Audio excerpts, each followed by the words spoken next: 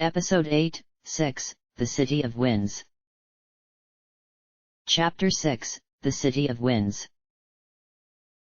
The sound of a piano, played to a slow, peaceful melody, echoed through the decorated halls of Windia Castle, sweet to the ears of those who listened.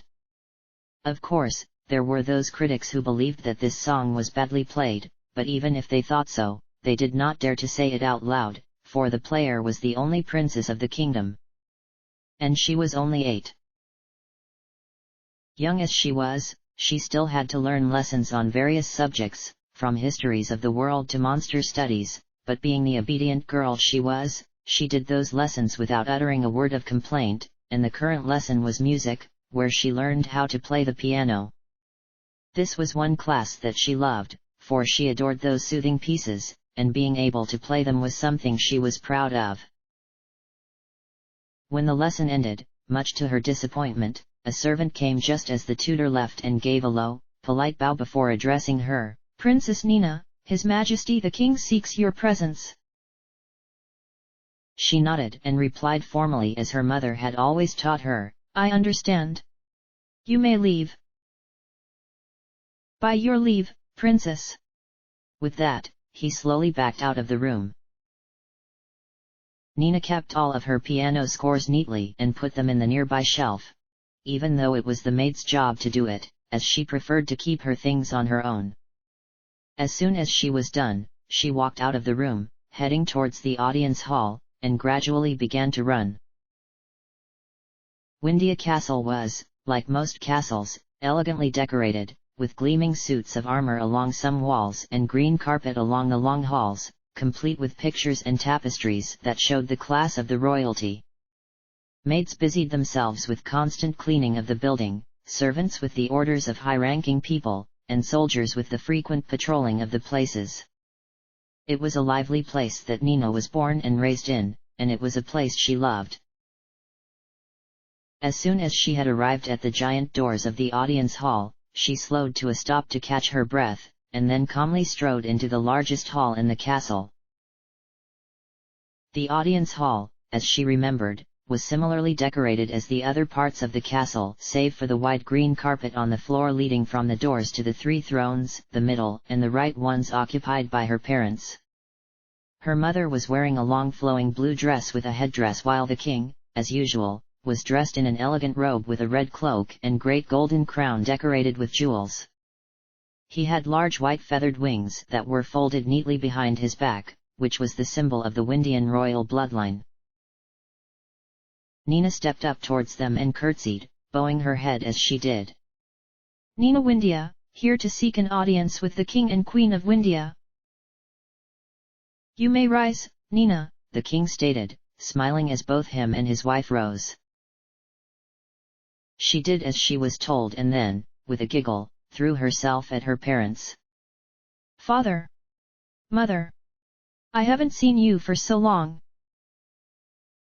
Her mother shook her head. "We're sorry, Nina dear, it's just that we've been so busy these past few days." "Yes, it is strange." The king sighed. "The direction of the wind is changing, even though it's not supposed to for another few months at least."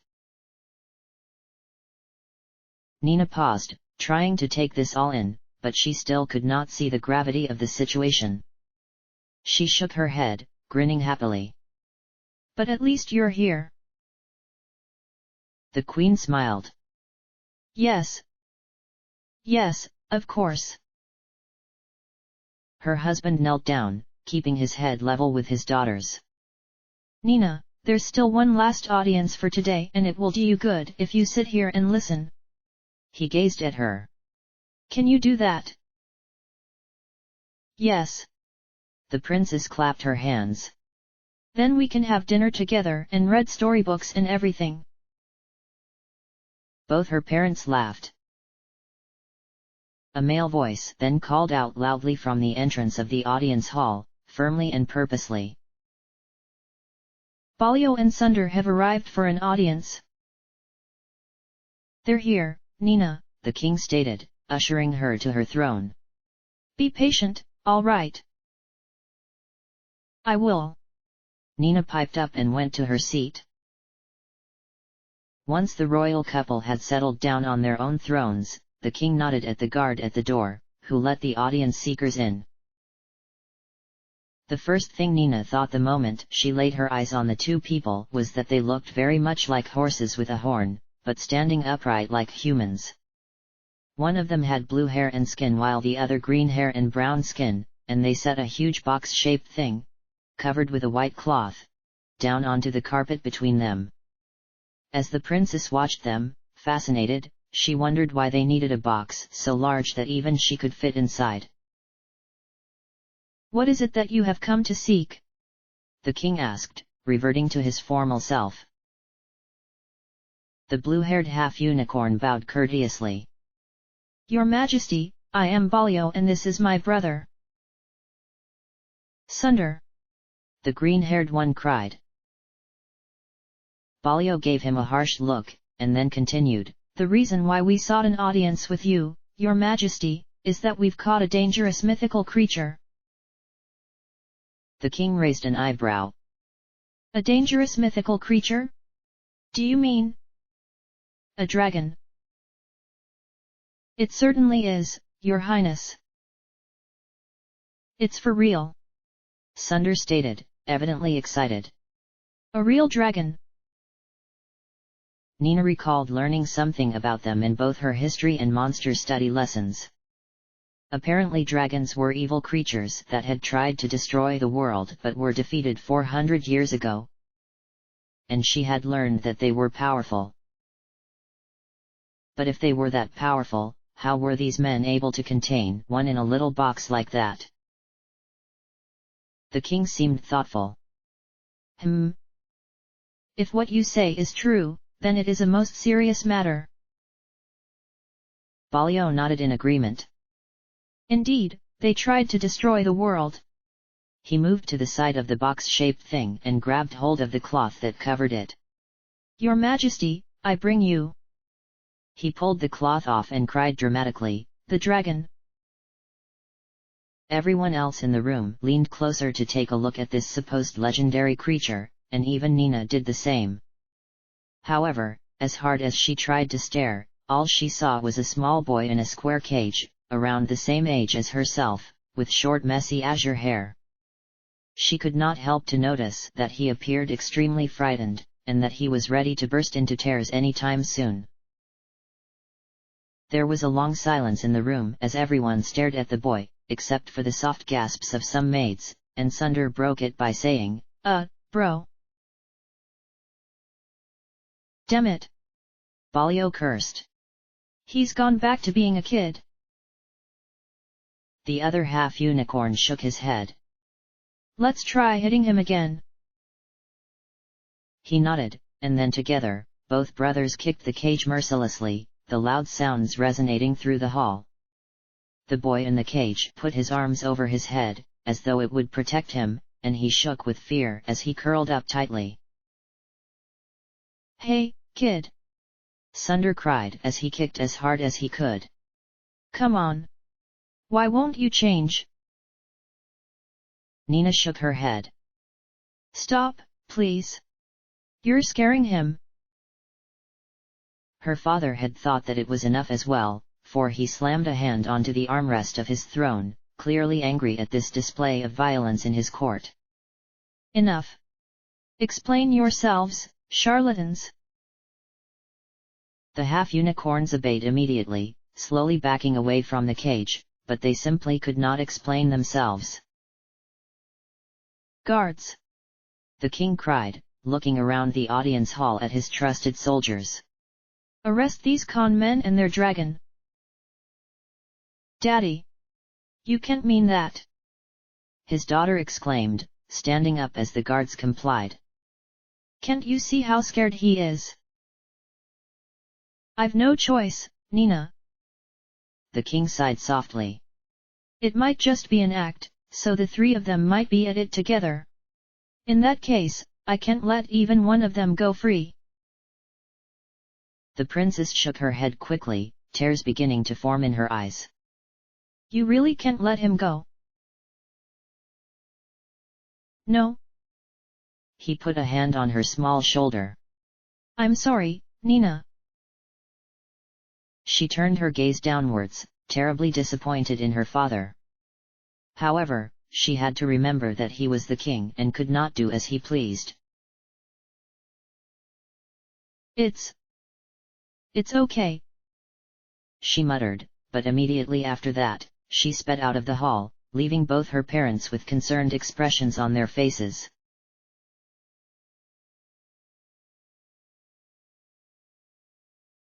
Ryu curled up on the bed at the corner of the prison cell, his back leaning against the stone wall, his knees pulled close to his chest.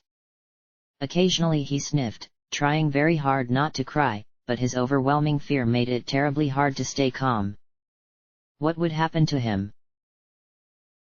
He jumped when the loud voice belonging to Sunder from the next cell yelled at him, "It's all your fault, you brat!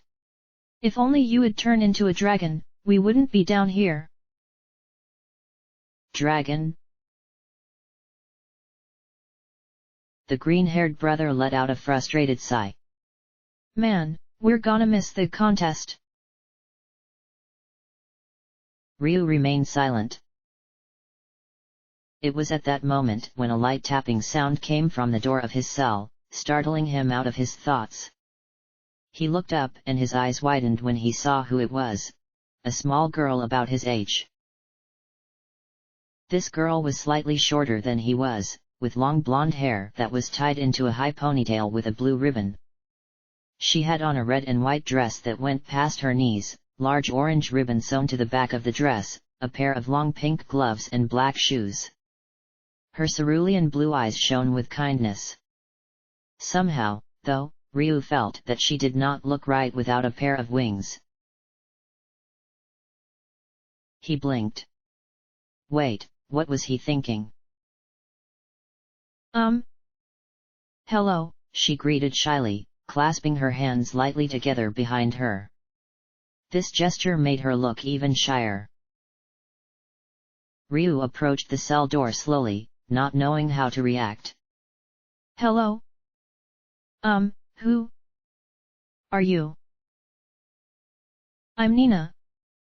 She hesitated, as though her answer would make him stop listening. Nina Windia. He blinked. Windia? You're the princess. She nodded. My parents don't know I'm here. Do you have a name? He realized that he had not mentioned his name. Oh, it's Ryu. I don't know my family name. You don't know your family name? A forlorn expression crept over his face. Yeah, I don't remember anything about my life before 3 months ago. He shook his head and tried to change the subject from his past. But if you're the princess, why are you here? It's just that I feel sorry for you. It must be really horrible to be treated like that. He was surprised. Oh, you don't have to worry about me. It's okay. Even so. She nodded. I don't think it's fair that you're treated like that, so I just thought I'll let you go. Thank you. Sunder suddenly yelled, making both of them jump violently. The two children turned, gazing at the cell door not too far away where the half-unicorns were imprisoned. Sunder was half-turned towards his brother. Hear that, bro? She said she'll let us go. Nina seemed surprised, then she shook her head. No, not you. If I let you go, you'll just pick on him again, won't you? Balio shook his head and spoke softly that was dripping with false humbleness. We wouldn't do that, Princess Nina, we won't pick on him again. His brother nodded in agreement. Yeah, we won't. I swear it. The princess stared at them for a moment, not knowing whether to trust them or not. Really? No. Ryu said. If you let them out, there's no telling what they'd do. Hey, watch I Sunder started, but received a hard elbow blow on his chest. Yeah, we really won't pick on him again, Balio promised, ignoring the glare that he received. So, if you'll just let us out. Nina thought for a long time, and then to the boy's despair, nodded. Okay, I trust you enough. And no. Ryu cried. She went over to the switch next to their cell door, fiddled with it for a moment, and the door swung open easily. The half-unicorns, now free, slowly stepped out and stretched. Who? We're free! Sunder shouted. Balio turned to Nina and bowed. Thank you, Princess. She gazed upward at their tall figures. And you won't pick on him again, right? He shook his head, now with an evil grin on his horse face. Oh, no, we won't do anything to that kid again. Suddenly he swung a hand to the back of her neck, instantly knocking her out with one hit. Way to go, bro! Sunder cheered. He laughed. We don't need that freak now. A princess is worth more money anyway. Sunder lifted the unmoving princess onto his shoulder easily and they, laughing as they walked, strode down a particular hallway further into the dungeons. Ryu stared in horror as the brothers cantered off with Nina, and frantically looked for a way to escape from his cell to follow them. However, the cell was so well built that there was no way to escape outside, unless he charged the door down. Taking whatever chances he had, he threw himself hard against the bars, but immediately recoiled back and landed forcefully on the ground in pain. It took only a moment for him to get back onto his feet despite how painful it was, but to his dismay, the cell door did not even budge an inch. No. They're getting away with her. Out of desperation he charged the door down again. Unlike before, however, this time he was filled with a sudden burst of power that he never knew he had, his whole body glowing. When he hit the door, it fell completely off its hinges, landing on the ground with a loud clang. He stared at the fallen door for a moment, stunned, then shook his head quickly and focused on the task at hand: rescuing the princess. Not even wondering why the guard was not there, he pulled his confiscated weapon from the nearby cupboard and sped down the dungeon hallway as fast as his little legs could take him, drawing out his short sword in preparation for battle. He didn't give a second thought to whether he could win or not, nor did he feel fear. Let me go! Nina's shrill voice shouted from not too far away, echoing along the dungeon walls. I said let me go! No can do, princess. Balio laughed. Not until we get our ransom money. Filled with an unexplainable burning determination to rescue her, the boy picked up speed. The moment he caught sight of his targets with Nina, he leaped high into the air, his blade gleaming in the light, and slashed downwards at Sunder's broad back. Unlike the past battles, this time there was no sign of hesitancy in his strike. Oh! You brat! The half-unicorn cried in fury as he turned, tossing the princess aside. I'm gonna kill you for that! But what if he turns into a dragon again? Balio asked uncertainly. He seems invulnerable that way. His brother seemed too fired up about being hit to care about anything else, for he yelled, Who cares? He wouldn't dare to do anything stupid while the princess is with us. Ryu said nothing and stood his ground, watching the two half-unicorns who were very much bigger than himself, their tails swishing. He was no longer the terrified boy they had seen before, with his sword held in a manner as though he had done it for years. Seeing Nina in trouble had somehow sparked a fiery determination from within him. He quickly healed the princess with his rejuvenate spell, which woke her up, and then proceeded to divert the brothers' attention while she scrambled to her feet and fled somewhere. And it was a diversion that definitely drew their attention. Ryu, with his expression hard and his eyes calm, drew back and doubled over as though in pain, but the half-unicorns could only stare when he began to glow brightly, thunder-like sparks appearing around him. His mind was only filled with instincts. To protect. With a scream, he turned upwards while a great flash of white light engulfed him, and he took the form they had dreaded to see in combat. A dragon. He was still a young dragon, looking more like a newborn with his size that retained his human height, but with a sharp glare and a blazing resolve that rivaled that of a fully developed dragon. Bro! Sunder exclaimed. He turned into a dragon. Balio snarled. He's still small, he won't be able to do much damage. Oh, how wrong he was. Ryu gave a high cry, hot energy gathering in his throat, and then threw his head forward, ready to unleash his powerful fiery breath that burned anything flammable in its path. Balio and Sunder yelped as they sped away, hiding around the corner of the hall to escape the fire breath, and yelled so loudly that even the dragon could hear him. Bah! We don't have time for this now! Balio shouted, in an attempt to appear brave. We've got more important things to worry about.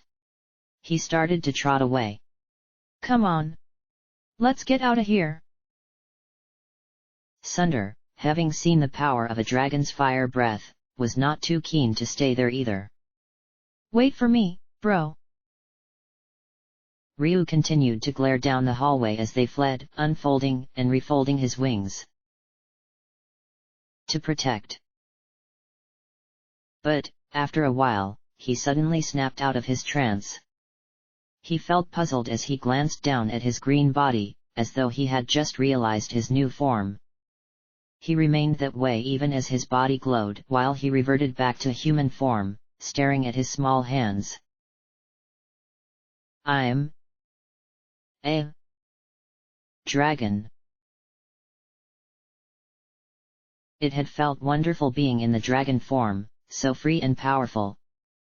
It was as though he was able to do anything in the world, as if he was able to make people believe with his power alone. As though he was able to destroy the world itself. No, he told himself, shaking his head. I'm not going to destroy the world. I don't want to. Then, there were light footsteps echoing in the dungeons, belonging to Nina, who came running towards him. His heart fell. Would she start to avoid him now, knowing that he was a dragon? Are you all right, Ryu? She asked when she arrived at his side, concerned. He nodded slowly. I'm fine, don't worry about me. What the princess said after that lifted his spirits a little. I didn't see what happened earlier. I went on hiding once I managed to escape. Really? He gave a sigh of relief. That's good. You're really brave, fighting them like that. I was safe because of you. She smiled. Thank you, Ryu. Ryu turned red. It's nothing. She giggled a little. Come on, we should get you out of here. Yeah, but...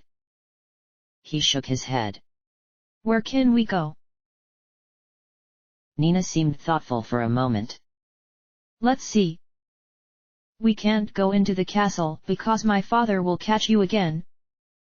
There was a pause as she thought hard. If I'm right, there's an abandoned passageway here that leads into the city. She perked up. I'll take you all the way there. The boy shook his head again. No, it's okay, you should go back up to the castle, just tell me the way and I'll just go there. I'll take you all the way to the city," she insisted. "After all, as a member of the royal family, it's my job to help people in trouble." He gave in. "Okay. Thanks so much." The dungeon was huge. It took them a while to find their way through the series of walls and cells, some of which were filled with the foulest criminals. Ryu saw the princess often averted her eyes each time they passed a criminal who yelled curses and obscenities at them. She was obviously a little shaken from this.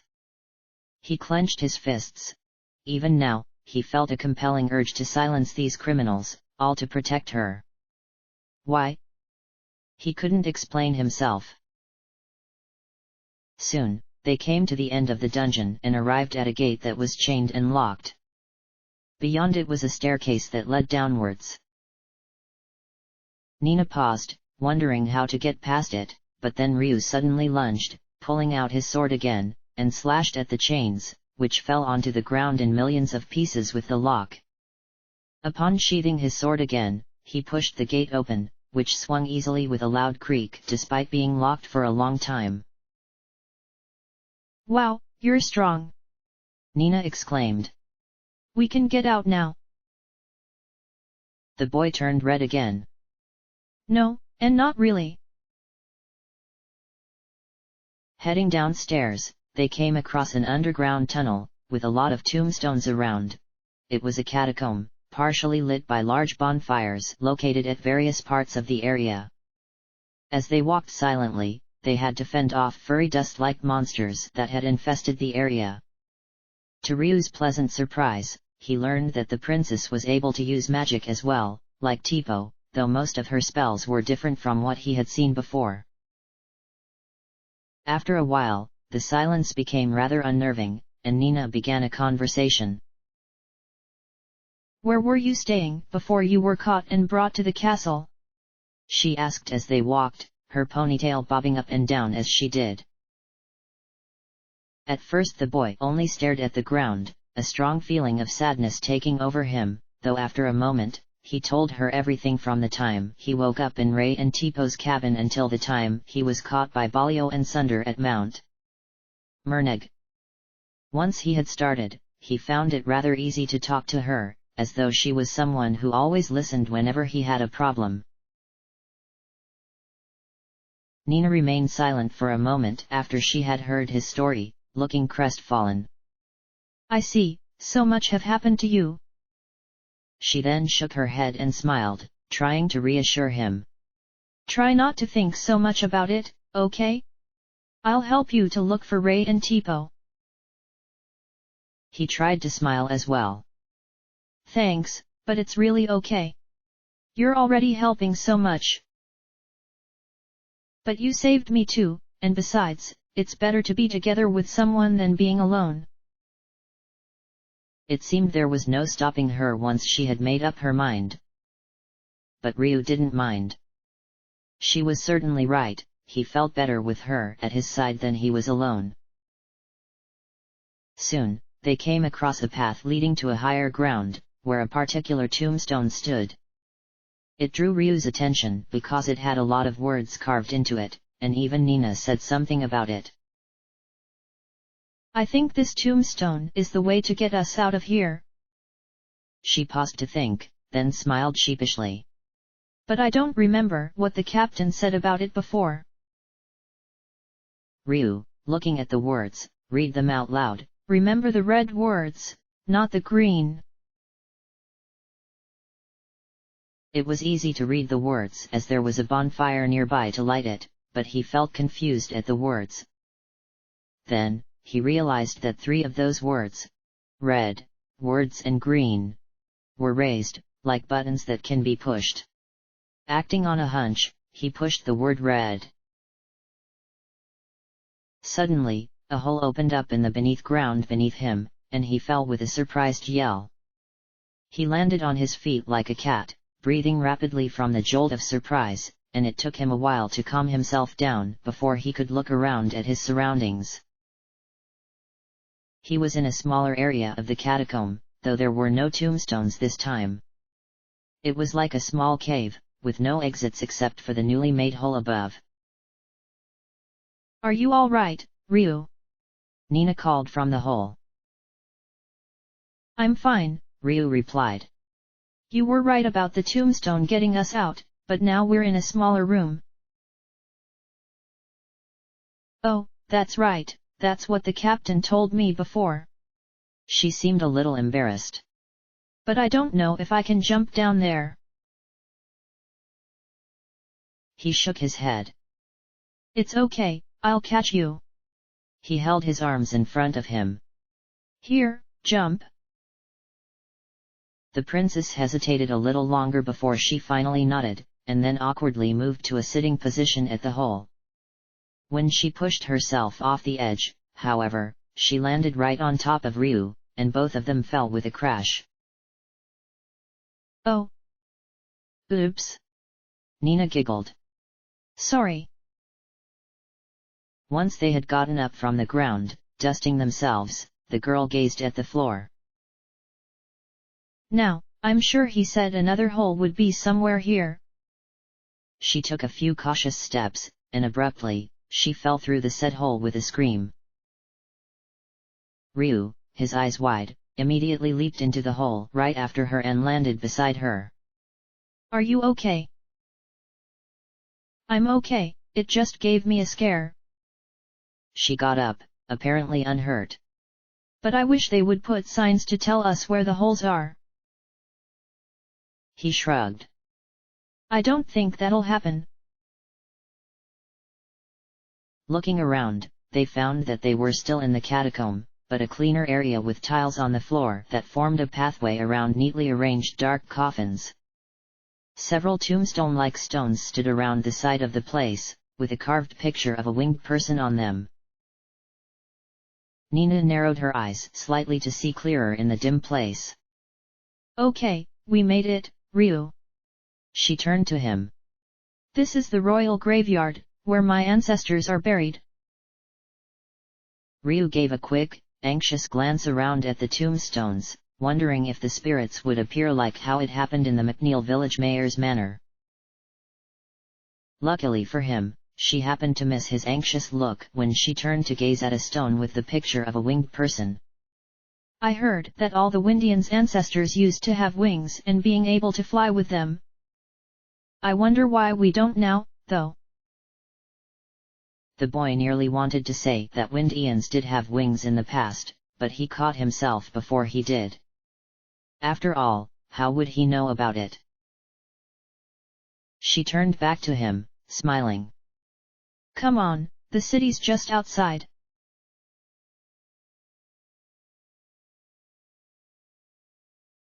Windia was nothing like McNeil village, as Ryu observed, for it was a huge stone city surrounded by high walls, bigger and much busier than the village. Women busied themselves with the laundry, travelers walked up and down while taking in the view, men were repairing broken items, and children ran all over as they played.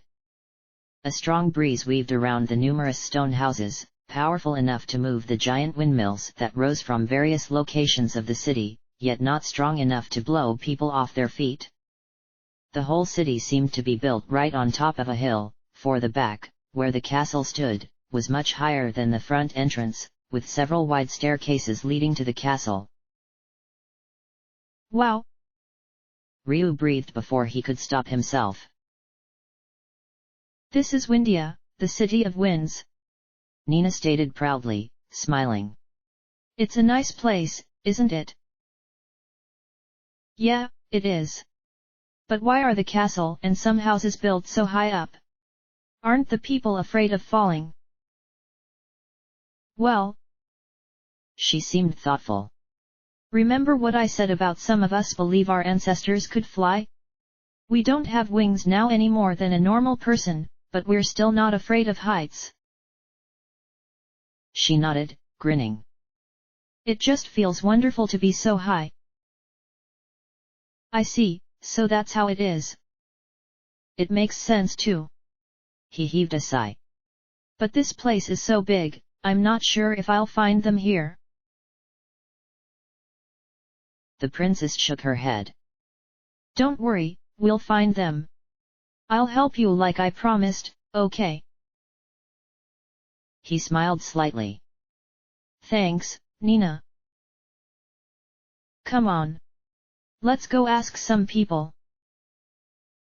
However, as Ryu had feared, it was not easy to find someone in such a large, busy place. Everyone they spoke either told them that they had not seen anyone that fitted the descriptions, or that they didn't pay attention to all the people around, yet there were some helpful ones who encouraged him, telling him he would definitely find his friends, and some irritated ones who told him to get lost. 2 hours later, Ryu stopped, sighing. This isn't working. Nina shook her head. Don't give up, I'm still sure we'll find them, even if it takes time. She glanced around and pointed to a nearby park. Look, there are some children over there, we can ask them about it, maybe they'll know something. The boy found it rather hard to smile this time, but he at least attempted to do it. Okay, we'll give it a try. There were a lot of children, all around Ryu and Nina's age, running around the area, squealing as they played. The duo slowly approached a particular boy, a brown-haired one, sitting at the fountain, and Nina asked, "Excuse me? Have you seen a boy with long purple hair?" "Looking for a boy?" the boy asked, thinking deeply for a moment before his face lit up. Ah, I know. Ah, really?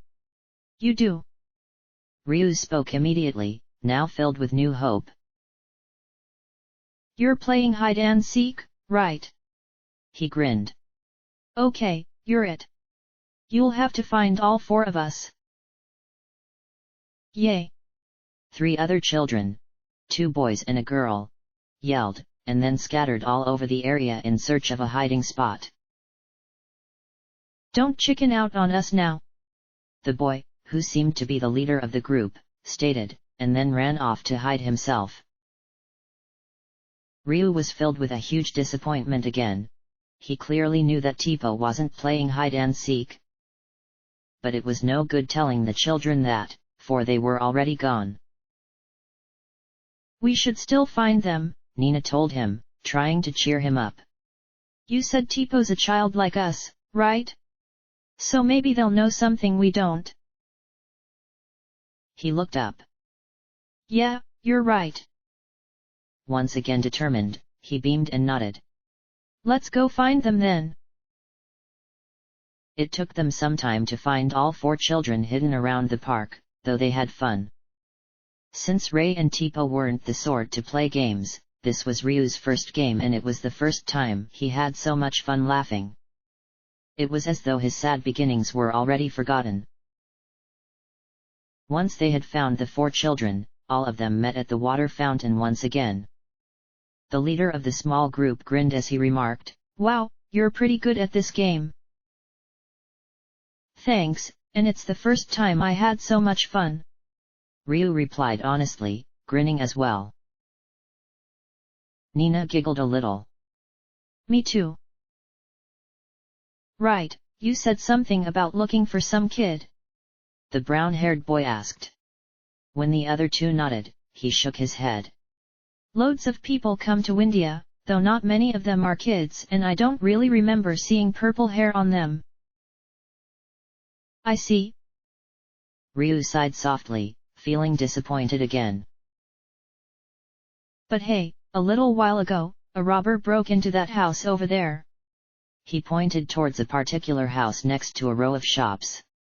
"That robber was a kid about your size, and I heard he gave the owner quite a beating." The blue-haired boy perked up. That sounded like Tipo. Nina noticed his excitement and continued questioning the leader of the children. "What happened to the boy? Where did he go?" "Oh, I heard he got beaten up and took off. I think he went down the road outside the city." Ryu nodded. "Thanks, we'll try looking there." Nina beamed. "Let's go, Ryu." Once outside the walls of Windia, they were greeted by a vast green land filled with forests and hills, reminding them that it was still spring. Hoping that they would catch up with the aforementioned robber, they hurried down the road that led away from the city, a road that Ryu recognized. He had passed by here before in a cage when Balio and Sunder caught him at Mount Merneg. Soon, they arrived at a T-junction, a place that Nina called Ignok Road. There was no sign of anyone around, which made Ryu feel a little dejected, but noticing the small hut, he decided to ask the residents there in case they had seen anyone. He pushed the door cautiously, peeking into the hut to see who the residents were, and found an old couple sitting on chairs by the fireplace. "Hey, Granny!" The old man spoke in a rasping voice. "We have another little visitor." "Oh my, 2 visitors in a day!" the old woman stated with a soft laugh. Come in, come in." Ryu nodded slightly and stepped inside, but as soon as he did, Nina's shrill voice screamed loudly outside. A look of horror came to his face, and with a hurried goodbye to the elderly couple, he sped outside. The moment he did, however, he froze. Balio and Sunder stood triumphantly in his path, with Nina struggling in Balio's tight grip. "Ryu!" the princess cried. "Nina!" Ryu exclaimed, his hand on the hilt of his sword. "Don't even think about it, my little lizard friend," Balio said, his voice dangerous. The boy gritted his teeth, anger boiling up inside him, but there was nothing he could do but to lower his hand. After all, they might hurt Nina. "Good move, punk." Sunder grinned evilly. "There's no use resisting." His brother shrugged with one shoulder. "Well, we don't really care about you anyway, since we have the princess. But things would get messy if you ratted on us, see?" He shook his head. "But it'll be even messy if we try to kill you here and you turn into a dragon again." Sunder neighed. "But don't worry, we've figured it out." He approached the glaring boy. "Say good night." Suddenly he gave a powerful kick at Ryu, so hard that it made him collapse immediately. "Ryu! No!" Nina screamed, tears beginning to form, but her attempt was futile. For Ryu was already unconscious. End of chapter.